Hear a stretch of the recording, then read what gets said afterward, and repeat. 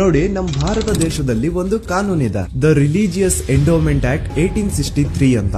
Basically ಈ ಒಂದು ಕಾನೂನು ಏನ್ ಹೇಳುತ್ತೆ ಅಂತಂದ್ರೆ, ಭಾರತದಲ್ಲಿ ಯಾವ್ದೆಲ್ಲ ಹಿಂದೂ ಟೆಂಪಲ್ಸ್ ಇದಾವೋ ಅವೆಲ್ಲ ಗವರ್ಮೆಂಟ್ ಪ್ರಾಪರ್ಟಿ. ಆ ಹಿಂದೂ ಟೆಂಪಲ್ಸ್ ನ ಮ್ಯಾನೇಜ್ಮೆಂಟ್ ಎಲ್ಲ ಗವರ್ಮೆಂಟ್ ಕೈಗೆ ಹೋಗಿ ಗವರ್ಮೆಂಟ್ ಡಿಸೈಡ್ ಮಾಡುತ್ತೆ ಆ ಮ್ಯಾನೇಜ್ಮೆಂಟ್ ಅಲ್ಲಿ ಯಾರ್ ಕೆಲ್ಸಕ್ಕೆ ಇರಬೇಕು, ಯಾರ್ ಕೆಲ್ಸಕ್ಕೆ ಇರಬಾರ್ದು, ಅಂಡ್ ಆ ಟೆಂಪಲ್ ಇಂದ ಬರ್ತಿರುವಂತಹ ಡೊನೇಷನ್ ಅಮೌಂಟ್ ನ ಏನ್ ಮಾಡಬೇಕು ಅಂತ. ಸೊ ಈ ಒಂದು ಕಾನೂನಿನ ಪ್ರಕಾರ ಗವರ್ಮೆಂಟ್ ಇಂಡಿಯಾದಲ್ಲಿರುವಂತಹ ಆಲ್ಮೋಸ್ಟ್ ಎಲ್ಲಾ ಹಿಂದೂ ಟೆಂಪಲ್ಸ್ ತನ್ನ ಕಂಟ್ರೋಲ್ ಅಲ್ಲಿ ತಗೋತಾ ಇರ್ಬೇಕಾದ್ರೆ ಗವರ್ಮೆಂಟ್ ಅಫಿಷಿಯಲ್ಸ್ ಧರ್ಮಸ್ಥಳ ಶ್ರೀ ಮಂಜುನಾಥ ದೇವಸ್ಥಾನಕ್ಕೂ ರೀಚ್ ಔಟ್ ಮಾಡ್ತಾರೆ. ಅಂಡ್ ಆಗ ಇಷ್ಟು ದಿನ ಟೆಂಪಲ್ ನ ಕಂಟ್ರೋಲ್ ಮಾಡ್ತಿದ್ದಂತಹ ಆ ಗೌಡ್ರು ಕುಟುಂಬ ಏನ್ ಹೇಳುತ್ತೆ ಗೊತ್ತಾ, ಇಲ್ಲ ಇದು ಹಿಂದೂ ಟೆಂಪಲ್ ಅಲ್ಲ, ಇದು ಜೈನ್ ಫ್ಯಾಮಿಲಿಗೆ ಬಿಲಾಂಗ್ ಮಾಡುವಂತಹ ಒಂದು ಪ್ರೈವೇಟ್ ಟೆಂಪಲ್ ಅಂತ ಹೇಳ್ತಾರೆ. ನಾನ್ ಇಷ್ಟು ದಿನ ಧರ್ಮಸ್ಥಳ ಶ್ರೀ ಮಂಜುನಾಥ ದೇವಸ್ಥಾನ ಒಂದು ಹಿಂದೂ ಟೆಂಪಲ್ ಅಂತ ಅನ್ಕೊಂಡಿದ್ದೆ, ಆದ್ರೆ ಈಗಷ್ಟೇ ನನಗೂ ಗೊತ್ತಾಗಿದ್ದು ಇದು ಹಿಂದೂ ಟೆಂಪಲ್ ಅಲ್ಲ, ಇದು ಒಂದು ಜೈನ್ ಫ್ಯಾಮಿಲಿಗೆ ಬಿಲಾಂಗ್ ಮಾಡುವಂತಹ ಪ್ರೈವೇಟ್ ಜೈನ್ ಟೆಂಪಲ್ ಅಂತ.